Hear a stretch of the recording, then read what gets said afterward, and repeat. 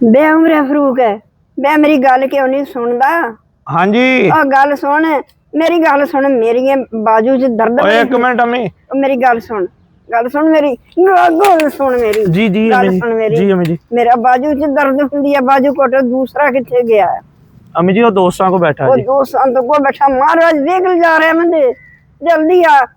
छेती आ जा मैं छुट्टियां ना भन देने आ सानू अकल नहीं आई। हाँ जी मां दे लगदे सानू पता नहीं है साडी मां है इनू कुटिए नपीए मेरा आ बाजू कोट दबा दा मेरे दर्द बड़ी हुंदी है बाजू दे विच मां जी को ख्याल करया करो बाहर में दोस्त आए बड़ी ना छोटी मारनी है तेरे सिर दे विच मारो मारो अम्मी ये मारो मारनी है तेरे हां मां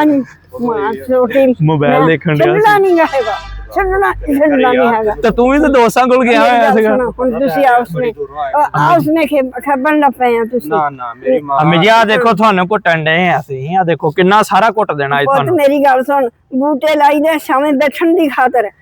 अम्मी ਅਸੀਂ ਬੂਟੇ ਨਹੀਂ ਹੈਗੇ ਪੁੱਤਰ ਆ ਤੇਰੇ ਮਾਂ तेरा शामे बैठन जफियां ना मैनू पा बोतियां मां ਇਹਦਾ ਹੀ ਕਸੂਰ मैं है आज अम्मी मेरी गल सुनो कल ਤੁਹਾਨੂੰ ਘੁੱਟਿਆ ਸੀ ना मैं पता वो जे हुन मैनू तकलीफ है तो रात दा ही हुन याद रखना है मैं नहीं इंदा हुन ਇਹ ਨਹੀਂ ਆਖੇ ਲੱਗਦਾ ਦੇਖ ये नहीं हुन है मैनू है ना ये है कि मैं इंसान दे पुੱਤ बनाने आ ਤੁਹਾਨੂੰ ਲੈਕ ਬਣਾਉਣਾ ਆ ਅਸੀਂ ਮਰ ਵੀ ਜਾਵਾਂਗੇ ਤੁਹਾਨੂੰ ਆਵਾਜ਼ ਪਊਗੀ ਮਾਰੇ ਸੇ ਸਾਡੇ ਬੱਚੇ ਬਹੁਤ ਨੇਕ ਵਾ ਮੇਰੇ मैं मर गई तो मगरवानी यही कहना ਮੈਨੂੰ ਮੇਰੇ ਮਾਲਕ ਨੇ ਮੈਨੂੰ ਪੁੱਛਣਾ ਕਿਉਂ ਨਹੀਂ ਆਪਣੇ ਬੱਚਿਆਂ ਨੂੰ ਹਦਾਇਤ ਦਿੱਤੀ ਕੋਈ ਸ਼ਰਮ ਕਰ ਕੋਈ ਹਯਾ ਕਰ ਮੇਰਾ ਦਿਲ ਕਰਦਾ ਕਿ ਦੋਨਾਂ ਦੇ ਤੂੰ ਕੰਮ ਖਰਾਬ ਕੀਤਾ ਤੂੰ ਅੰਮੀ ਨੂੰ ਗੁੱਸਾ ਚੜਾਇਆ तेरे पे मारनी है मैनू अखां दे नहीं मैं की क्या मैं अखां दे नहीं मैनू दी मजाक बनाई हो तुसी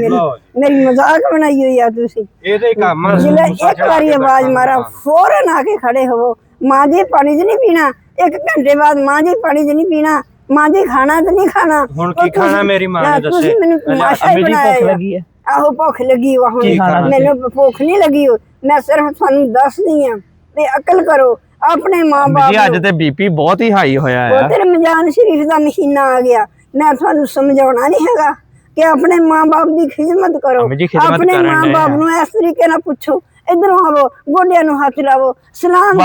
सलाम करो ये तुसी मजाक में नहीं मेरी करदे हैं सलाम हां जी ये भी अकल च नहीं पैंदी गल है शरारत नहीं करदा दोने तुसी एक जाई ਤੁਹਾਡੇ ਚ ਕੋਈ ਫਰਕ ਨਹੀਂ ਹੈਗਾ ਕਦੀ ਮੈਨੂੰ ਪੁੱਛਿਆ ਆ ਕੇ ਕਿ ਮਾਂ ਜੀ ਤੁਸੀਂ ਪਾਣੀ ਚ ਨਹੀਂ ਪੀਣਾ ਮਾਂ ਜੀ ਤੁਸੀਂ ਲਿਆ ਤੁਹਾਨੂੰ ਫੇਰੀਏ ਤੋਰੀਏ ਤੁਸੀਂ ਮੇਰੇ ਕੋਲ ਆ ਕੇ ਬੈਠੇ ਜੀ ਦੱਸੋ ਕਿੱਥੇ ਜਾਣਾ ਤੁਸੀਂ ਮੈਂ ਮਜ਼ਾਕ ਕਰ ਰਿਹਾ ਸੀ ਮੈਂ ਤਾਂ ਕਿਹਾ ਅੰਮੀ ਹਾਸੇ ਨਾਲ ਲੱਗੇ ਹੋਏ ਤੁਸੀਂ ਤਾਂ ਸੱਚੀ ਗੁੱਸਾ ਕਰ ਗਏ ਅੰਮੀ ਇਹ ਪੁੱਤ ਗੁੱਸਾ ਜ਼ਰੂਰ ਆ ਕਿ ਮਾਂ ਰਮਜ਼ਾਨ ਦਾ ਮਹੀਨਾ ਆ ਗਿਆ ਹੁਣ ਮੈਂ ਤੁਹਾਨੂੰ ਸਖਤੀ ਦੇਣੀ ਹੀ ਦੇਣੀ ਆ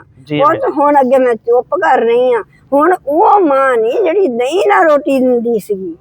ਹੁਣ ਮੈਂ ਮਾਂ ਆ ਜ਼ਾਲਮ ਵੀ ਮੰਨਣਾ ਆਪਣੇ ਪੁੱਤ ਦੀ ਖਾਤਰ ਦੁਨੀਆ ਮੈਨੂੰ ਬੁਰੀ ਕਹੀ ਜਾਵੇ ਜਹਲ ਕਹੀ ਜਾਵੇ ਪਰ ਤੇ ਕਰ ਸਕਦੀ ਹੈ ਬਹੁਤ ਕਰਦਾ ਮੈਂ ਨਾ ਗਲਜ਼ਾਰਿਆਂ ਤੇ ਬੋਲਣਾ ਤੂੰ ਵੀ ਘਾਟੇ ਦਾ ਨਹੀਂ ਜਾਏਗਾ ਦੋਨੇ ਇੱਕੋ ਜਿਹੇ ਆ ਮੈਂ ਕਹਿੰਦੀ ਤੇਰਾ ਹੀ ਕਸੂਰ ਆ ਸਾਰਾ ਸਾਰਾ ਜੋ ਲਾਡਲਾ ਤੈਨੂੰ ਰੱਖਿਆ ਨਾ ਤੂੰ ਕੰਮ ਖਰਾਬ ਕੀਤਾ ਇਹ ਵੀ ਹੋ ਗਿਆ ਮਾਰਨੀਆਂ ਦੇ ਦੰਦਾਂ ਦੇ ਉੱਤੇ ਰੱਖ ਕੇ ਕਰਦੇ ਕੀ ਫਿਰਦੇ ਆ है कि हाले हथी पालिया एक गेठवा तुसी हाले आने पूरे भी तुसी जवान नहीं कोई तुसी मेरी गल नहीं मान दे जी जी हमें जी हुक्म करो दसो क्यों गुस्सा खान दे तुसी गुस्सा खाई जांदे आ ते हुन आ गया रमजान शरीफ दा महीना नमाज पढ़नी आ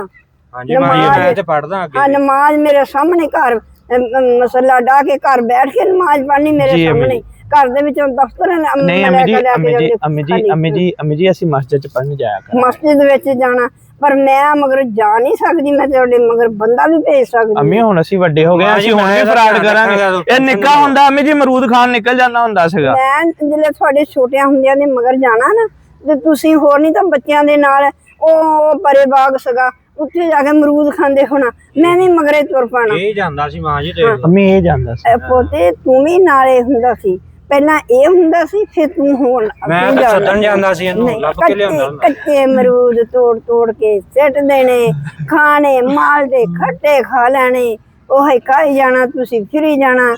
ਇਹ ਗੁੱਲੀ ਡੰਡਾ ਖੇਲਣਾ ਗੁੱਲੀ ਡੰਡਾ ਜੇ ਤੁਹਾਡੀਆਂ ਅੱਖਾਂ 'ਚ ਲੱਗਦਾ ਫਿਰ ਵੀ ਤੁਹਾਨੂੰ ਕੁੱਟ ਪਈ ਸੀ ਜੀ ਨਹੀਂ ਅਮੀ ਹੁਣ ਵੀ ਆ ਦੇਖ ਲਓ ਅੱਖ ਦੇ ਉੱਤੇ ਉਦੋਂ ਪੰਗੇ ਲੈਂਦਾ ਉਹ ਤੇ ਜੇ ਤੁਸੀਂ ਮਾਂ ਬਾਪ ਦਾ ਕਹਿਣਾ ਮਾਂ ਦਾ ਮੰਨੂਗੇ ਨਾ ਤੁਸੀਂ ਚੰਗੇ ਰਹੋਗੇ ਇਹ ਮੇਰੀ ਡਾਂਟ ਜਿਹੜੀ ਆ ਸਾਨੂੰ ਸਾਰੀ ਉਮਰ ਸਹੀ ਬਣਾਊਗੀ ਅੱਜ ਅੰਮੀ ਤਾਂ ਸ਼ਾਹ ਤਫਰੀਦੀ ਬਣੀ ਹੋਈ ਆ। ਗਲਤ ਗੱਲ ਆ ਜਿਹੜੀਆਂ ਮਾਵਾਂ ਆਪਣੇ ਪੁੱਤਾਂ ਨੂੰ ਕੁਛ ਨਹੀਂ ਕਹਿੰਦੀਆਂ। ਜੇ ਪੁੱਤ ਛੱਡ ਦੇਣ, ਬਰਬਾਦ ਕਰ ਦੇਣ ਤੇ ਮਾਂ ਬਾਪ ਦਾ ਹੱਕ ਆ ਕਿ ਆਪਣੇ ਪੁੱਤ ਦੇ ਉੱਤੇ ਪ੍ਰੈਸ਼ਰ ਪਾਉਣ, ਆਪਣੇ ਪੁੱਤਾਂ ਨੂੰ ਸਹੀ ਕਰਨ ਕਿ ਪੁੱਤ ਅਸੀਂ ਬਾਗ ਲਾਇਆ, ਬੂਟਾ ਲਾਇਆ ਤੇ ਅਸੀਂ ਸਾਹਮਣੇ ਬੈਠਣਾ ਆ ਤੇ ਪੁੱਤ ਆ ਕੇ ਪੁੱਛਣਗੇ ਨਾ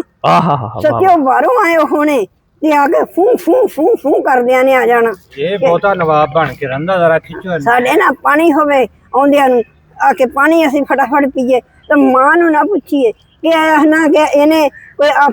ਪਾਣੀ ਰੋਟੀ ਖਾਧਾ ਕਿ ਨਹੀਂ, ਪਹਿਲਾਂ ਆਪਣੀ ਮਾਂ ਨੂੰ ਪੁੱਛੀਏ ਕਿ ਮਾਂ ਜੀ। ਅੱਛਾ ਅੰਮੀ ਜੀ ਸੌਰੀ, ਅਸਲ 'ਚ ਨਾ ਮੈਂ ਮੋਬਾਈਲ 'ਚ ਲੱਗਾ ਸੀ ਮੈਚ ਦੇਖਣ ਵਾਸਤੇ ਤੇ ਗੁਲਜ਼ਾਰ ਭਾਈ ਦੋਸਤਾਂ ਦੇ ਕੋਲ ਬੈਠਾ ਸੀ। ਉਹ ਮੁੰਡੇ ਨਹੀਂ ਜਿਹੜੇ ਯੂਕੇ ਤੋਂ ਉਹ ਆਏ ਹੋਏ ਸੀਗੇ ਅੰਮੀ ਜੀ, ਤੇ ਉਹ ਇਸ ਵਾਸਤੇ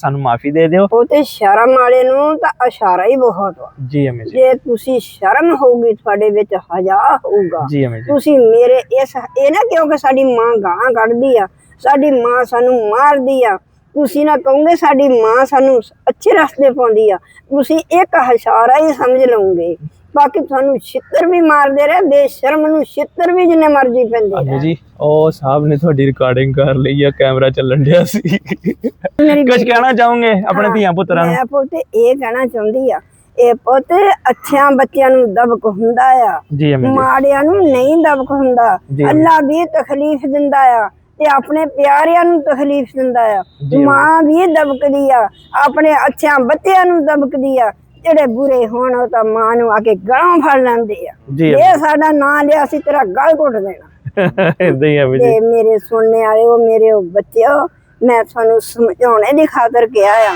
ਕਿ ਆਪਣੀਆਂ ਮਾਵਾਂ ਦਾ ਇਹਦਾ ਖਿਆਲ ਕਰੋ। ਉਹ ਦੇਖੋ ਮਾਂ ਪਿਓ ਬਾਜ਼ ਦਫਾ ਗੁੱਸੇ 'ਚ ਵੀ ਆਂਦਾ ਤੇ ਸਾਡਾ ਹੱਕ ਬਣਦਾ ਉਸ ਟਾਈਮ ਹੱਸ ਕੇ ਆਪਣੇ ਤੇ